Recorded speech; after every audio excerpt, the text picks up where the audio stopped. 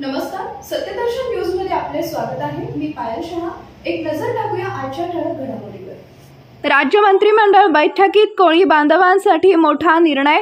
निवडणुकीची आचारसंहिता लागण्यापूर्वी राज्य सरकारकडून अनेक महत्त्वाच्या निर्णयांना हिरवा कंदील दाखवण्यात येतोय।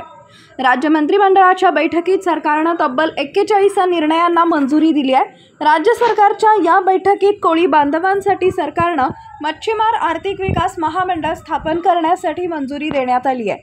गोड्या पाण्यातील मच्छीमारांसाठी तसेच सागरी मच्छीमारांसाठी महामंडळ स्थापन करण्यात येणार आहे। या निर्णयानंतर कोळी बांधवांकडून ढोल ताशा वाजवून जल्लोष केला जातोय। भाजपा कार्यालयासमोर अनेक कोळी बांधवांनी एकत्र एक जल्लोष केला। यावेळी त्यांनी पारंपरिक ढोल ताशा वाजवून आनंद साजरा केला। आज कॅबिनेट बैठकीमध्ये महाराष्ट्र राज्याच्या दृष्टीनं अतिशय महत्त्वाचे असे निर्णय झाले। आज कॅबिनेटने ठराव मंजूर केला आणि या ठरावानुसार सुरुवातीला 50 कोटी रुपयाची तरतूद ही मच्छीमार कल्याणकारी मंडळाला करण्याचा निर्णय कॅबिनेटने घेतला आणि त्याला मंजुरी दिली।